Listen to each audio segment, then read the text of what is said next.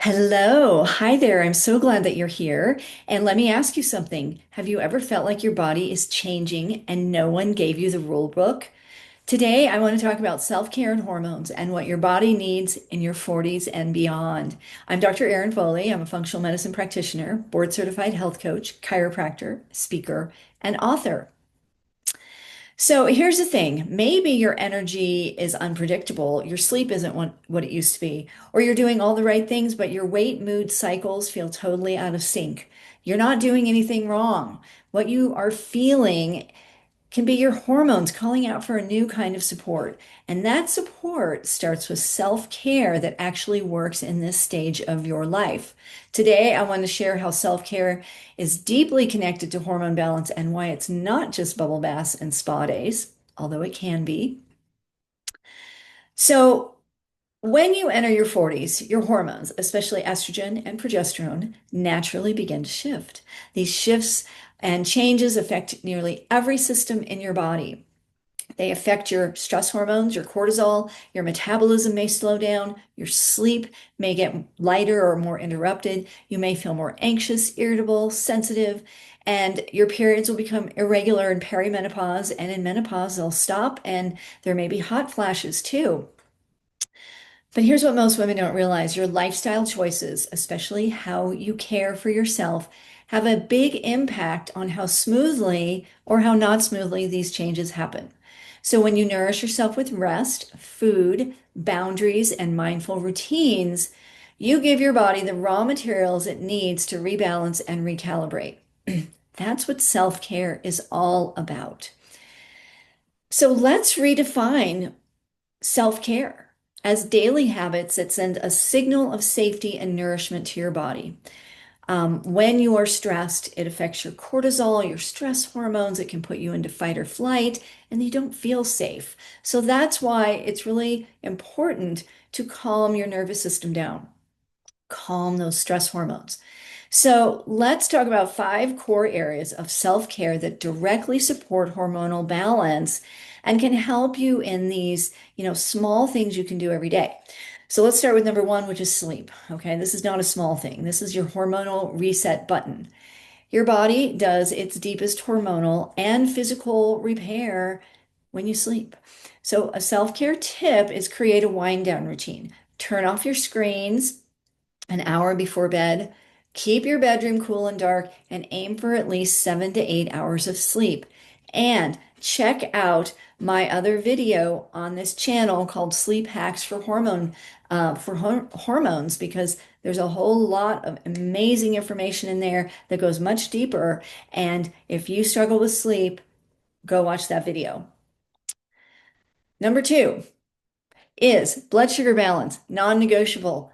Your blood sugar can spike and crash based on what you're eating. If you're not eating enough protein, eating too many carbs for your body. I see this all the time with women. Women not eating enough protein, and they go on the blood sugar roller coaster.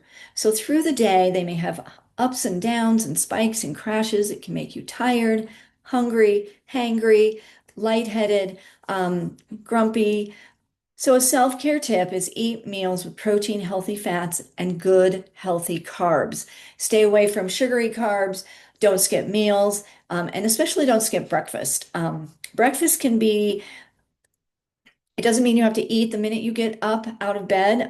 I intermittent fast, but when I do eat, I've intermittent fasted about 14 hours, and I'll do a whole other video on that. But yeah, I'm always eating protein, healthy fats, and that keeps my blood sugar going until the next meal. And so this is really, really key, keeping your blood sugar balanced. Um, Nervous system regulation is number three. So rest is not being lazy.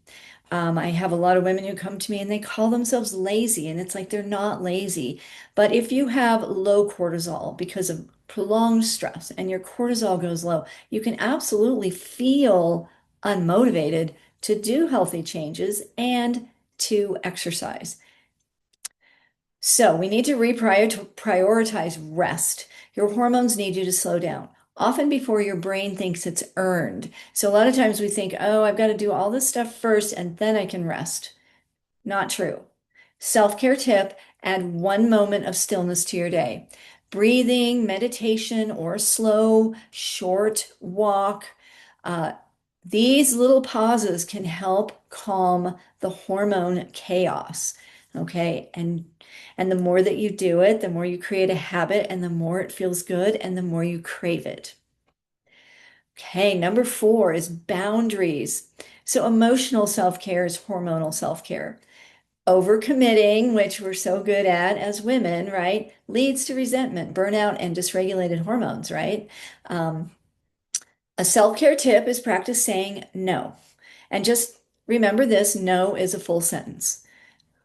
Choose one thing to not do this week and feel the freedom that brings.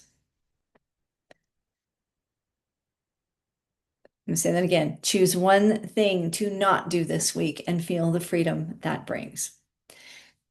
Okay, so the last tip, number 5, joy and connection. These are hormone hacks. They're hormonal tonics. Laughter, nature, music, connection. They're not frivolous. They are healing. So a self-care tip, schedule joy like you would your an appointment to get your hair done or see your doctor. Your hormones will thank you. Now, here's what I really want you to hear is you don't need to do everything perfectly. You don't need to overhaul your life overnight. And hormone health comes from consistent, gentle care, not extreme diets, over-exercising, punishing routines. I would rather see you do 5 minutes a day of self-care than 1 2-hour session a month. Okay. We need to calm ourselves on a daily basis because that's what helps our hormones. So the more you listen to your body signals, like fatigue, cravings, mood shifts, the more you'll start to understand what it needs. So self-care is how you build trust with your body. And when you build trust, your hormones can begin to find their natural rhythm again.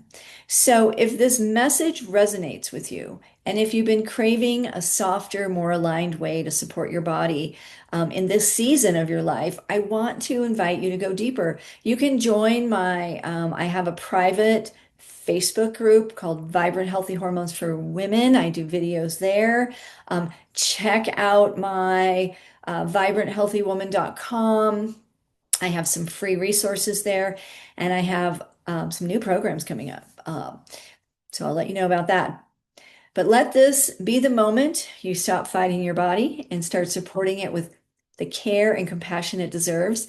And, if you found this helpful, give it a like. I'd love you to subscribe or share with another woman who you know needs to hear this today.